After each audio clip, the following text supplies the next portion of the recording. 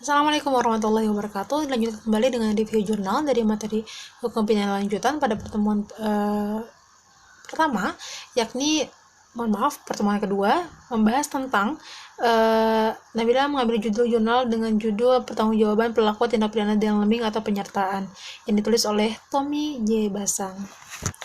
Secara persoalan, sebenarnya apakah konsepsi ajaran penyertaan pidana yang dirumuskan dalam pasal 55 KUHP sudah memadai dalam pemberantasan kejahatan, khususnya tindak pidana korupsi dengan peran dan struktur pelaku yang kompleks? Bentuk-bentuk yang dimaksudkan dalam pasal 55 KUHP di Indonesia sebagai berikut. Yang pertama, itu pelaku pelaksana disebut dengan pelegan, di mana istilah pelegan ini yakni mereka yang melakukan perbuatan pidana. Dalam memori penjelasan KUHP tidak dijumpai keterangan sedikit pun, padahal pelegan diketahui bagian dari termasuk juga dadar.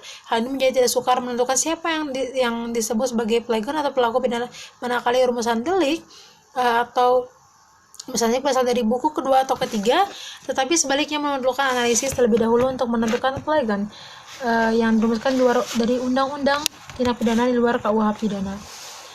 Misalnya Undang-Undang Nomor 20 Tahun 2001 tentang pemberantasan tindak pidana korupsi, Undang-Undang Nomor 10 Tahun 95 tentang kepabeanan, Nomor 23 Tahun 97 tentang pengelolaan lingkungan hidup, dan lain sebagainya. Di mana yang kedua ialah pelaku sebagai penyuruh disebut Don Pelegan. Pelaku sebagai penyuruh perbuatan pidana adalah bentuk kedua dari penyertaan yang terdapat dalam pasal 55 KUHP. Dalam pasal tersebut tidak diterangkan apa yang dimaksud dengan penyuruh itu, tetapi dalam memori Van Tolekti, yaitu memori penjelasan KUHP, bahwa dijelaskan bahwa penyuruh perbuatan pidana atau Don Pelegan adalah juga dia yang melakukan perbuatan pidana tapi tidak secara pribadi, melainkan dengan perantara orang lain sebagai alat dalam tangannya. Apabila orang lain itu berbuat tanpa kesengajaan, kelapaan atau ketanggung jawab karena keadaan yang tahu, disesatkan atau tunduk pada kekerasan, pelaku peserta disebut dengan medeplegan. Yang ketiga ialah pelaku peserta disebut medeplegan, di mana bentuk ketiga ini penyertaan perbuatan pidana dalam lembing adalah medeplegan, yakni perbuatan pidana yang berada di antara pelaku pelaksana dan pembantuan. Pelaku peserta adalah orang yang turut serta melakukan sebagian dari unsur-unsur delik. Jadi bedanya antara pelaku peserta dengan pelaku pembantu pembuatan pidana adalah pelaku pelaksanaan sebagai pembuat pidana tunggal, yaitu melaksanakan semua unsur-unsur deliknya, sedangkan pelaku peserta hanya melaksanakan sebagian saja dari unsur-unsur delik dan bersama dengan temannya menyelesaikan delik itu. Yang keempat ada pembujuk atau pengajur Uitlakan.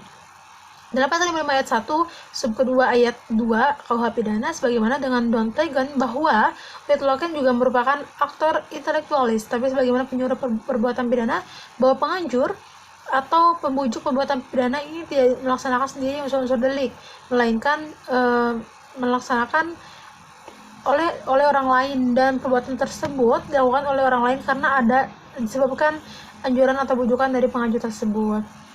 Pertanggungjawaban pidana seorang penganjur atau pembujuk menurut Voss harus memenuhi persyaratan pertama, kesengajaan dan penganjuran atau pembujukan ditujukan kepada yang melaksanakannya suatu delik. Kedua, dengan upaya tersebut dalam di undang-undang berusaha agar si pelaksana perbuatan pidana melaksanakan delik tersebut. Ketiga, si pelaksana perbuatan pidana tergerak hatinya oleh upaya tersebut. Yang keempat, dengan dilaksanakannya delik tersebut atau paling tidak si percobaan melakukan delik, si pelaksana perbuatan pidana dapat dipidana asalkan harus sesuai dengan keinginan pengajur atau pembujuk. Yang kelima ada pembantuan, dimana dalam Wetbu atau WFSNI ya, penganut perluasan pengaturan penyertaan pidana yang sama jika dibandingkan dengan Code of Penal Prancis yang tidak dimasukkan pembantuan perbuatan pidana sebagai bagian dari penyertaan pidana.